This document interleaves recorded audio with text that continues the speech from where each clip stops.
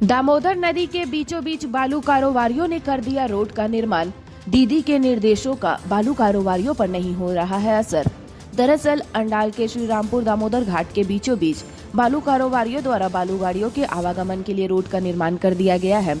इस मामले को लेकर भूमि रक्षा कमेटी के प्रेसिडेंट ध्रुव ज्योति मुखर्जी ने बताया कि श्रीरामपुर बालू घाट में एक सरकारी टेंडर हुआ है जो कि नियमों को ताक पर रखकर अपना काम कर रहे हैं। उन्होंने कहा कि बालू कारोबारी नदी में नियमों को ना मानकर खनन कर रहे हैं, इसका खामियाजा हम लोगों को भुगतना पड़ रहा है। वहीं बालू गाड़ियों को गोपाल मठ के रास्ते से ले जाने के सवाल पर भी उन्होंने जवाब देते हुए कहा कि अगर इस रास्ते से बालू गाड़ी जाएगी तो हम लोग बड़ा आंदोलन करेंगे। আমরা 2 মাস আগে আমরা এটা নিয়ে প্রতিবাদ করেছি। আমরা এসডিএমকে চিঠি করেছি। আপনারা তো জানেন না যে গোপাল মাঠের অঞ্চলের অন্তত 17-18টা ছেলে এই অবৈধ বালি কাটিংয়ের জন্য ডুবে মারা গেছে। আমরা এসডিএমকে চিঠি করেছি। আমাদের প্রথম দাবি হচ্ছে যেন ওইখানে যে ঘাটে বালি কাটা হচ্ছে সরকারিভাবে সেই ঘাটে যেন পুলিশের নজরদারি চালানো হয় এবং প্রতিটা ঘাটে যেন বিপজ্জনক বোর্ড দেওয়া হয়। না হলে আমি আপনাদের চ্যানেলের মাধ্যমে জানাতে চাইছি এই বছর বর্ষাকালে আবার কোনো না কোনো মায়ের কোল খালি হবে। আর সরকারের একটা অংশ কি চোখে ঠুলি পড়ে বসে আছে। সবাই দেখতে পাচ্ছে যে রোডের নদীর মাঝখানে রোড হচ্ছে বালি পারাবার করার জন্য, সরকার দেখতে পাচ্ছে না। আমরা এই বিষয়ে আবার মঙ্গলবার এসডিএম এবং ডিএমকে চিঠি করব এবং 7 দিনের মধ্যে যদি কিছু রিয়াকশন না হয় তাহলে প্রয়োজনে আমরা রাস্তা অবরোধ করে বসে থাকবো। আচ্ছা, ওইখানে গ্রামীণরা বলছে মিঠু পান্ডে বলে এইসব কাজ করছে, ওটা রোডটা ওরা লোকই রেডি করছে ওইখানে। দাদা এখানে নাম বলে একজনাকার, কিন্তু মাথা আছে অনেক দূর অবধি। কলকাতা থেকে বসে ঠিক হচ্ছে একটা বালির ঘাটে ডাক হচ্ছে 110 কোটি টাকা 5 বছরে। 110 কোটি টাকা যে বালুঘাটে ডাক নিয়েছে সরকারিভাবে, তাহলে তাকে কত টাকার বালু তুলতে হবে যে 110 কোটি টাকাটা মেকআপ হয়। তাতে যদি 10-12টা বাচ্চা ছেলে ডুবে মারা যায় তাতে কিছু যায় আসে না।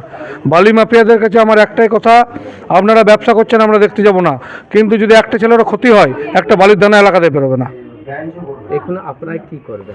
আমরা বালি পেরোতে দিচ্ছি না। গোপাল মাঠের উপর দিয়ে রুট করার চেষ্টা করেছিল, আমরা গোপাল মাঠের উপর দিয়ে বালি পেরোতে দিচ্ছে না। ওরা এখানে দিকেই করছে, গোপাল মাঠেই বেরোবে বলছে না, আমরা বেরোতে দেবো না।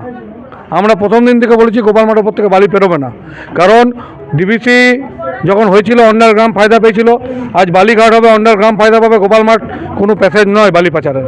আমরা এসডিএমকে চিঠি করেছি, আমরা আগামীতে এই চিঠি ডিএম অবধি নিয়ে যাব এবং যদি আমাদের দাবি না মানা হয় আমরা বালু গাড়ি আটকে চাকাগুলো খুলে নেবো, সেটুকু কবজিতে রাখি। এরা যে রোড করছে নদী মাঝখানে, তো আগে তো গরমকালে তো প্রবলেম হবে গ্রামে।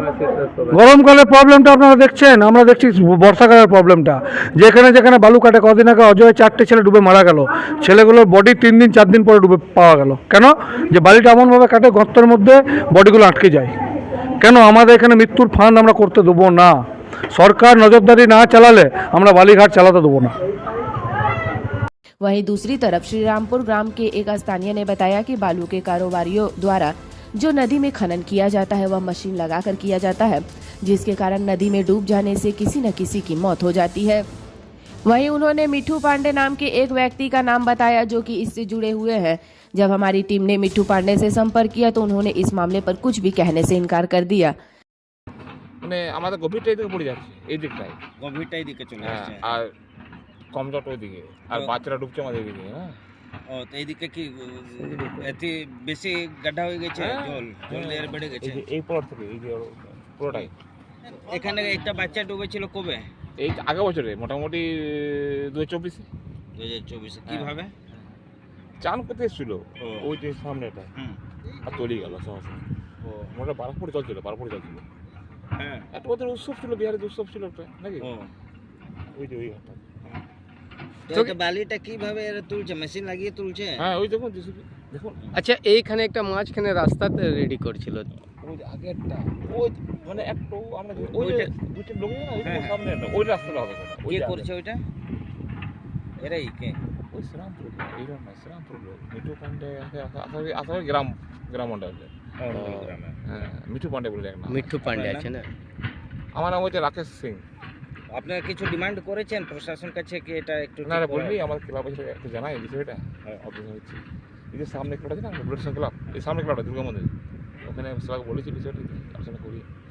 ঠিক কম্পিটিশন হচ্ছে বিপদ হচ্ছে না বিপদ হচ্ছে আর আমাদের ওইটাই তো মেইন দেখি জায়গা না আমি। আমাদের চান করা কাচাকুচি এইসব তো এখানে হয় আমাদের কি আমাদের আর তো কোনো পথ নেই বলুন কত লোক এখানে মানে ডেলি চান করতে আসে বা 100 100 লোক পুরো গ্রামের কোন কোন গ্রামের আমাদের এই গ্রাম থেকে তারপর ধরো শ্রীরামপুর, পাঁচ থেকে মানা?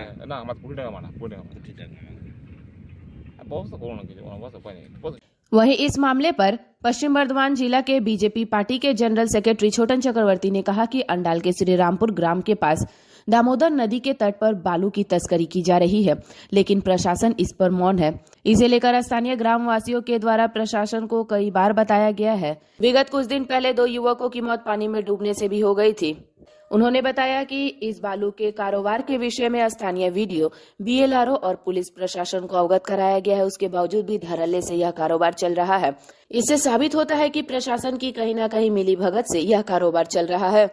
দেখুন অন্ডালের শ্রীরামপুরে দামোদর নদীর তীরে প্রতিনিয়ত আবার অবৈধভাবে বালি তোলা চলছে এবং মেশিন লাগিয়ে গত বছর ওই ঘাটেই 2 জন শিশু তলিয়ে গিয়েছিল চান করতে গিয়ে তারা চলে যায় সে সময় প্রশাসনকে ওখানকার গ্রামবাসী মিলে অভিযোগ জানিয়েছিল যে অবৈধ যে বালি কারবার চলছে সেটা বন্ধ করা হোক প্রশাসন সেই সময় অ্যাক্টিভ হয়েছিলেন কিন্তু আবার দেখা যাচ্ছে সেখানে মেশিন লাগিয়ে অবৈধভাবে বালি তোলা চলছে এবং বালির নদীর ওপর দিয়ে রাস্তা তৈরি করা হয়েছে সেই রাস্তার ওপর দিয়ে লরিতে করে বালি প্রতিনিয়ত পার করে নেওয়া হচ্ছে আমি প্রশাসনকে বলবো যে আপনারা একটুকু চোখ নাক কান খুলে সেই দিকে দেখুন ওখানকার গ্রামবাসীরা আতঙ্কিত বারবার তারা অভিযোগ জানাচ্ছেন তৃণমূলের নেতাদের কাছে যাচ্ছেন অফিসে যাচ্ছেন যে এই যে অবৈধভাবে বালি তোলা হচ্ছে মেশিন লাগিয়ে তাতে তাদের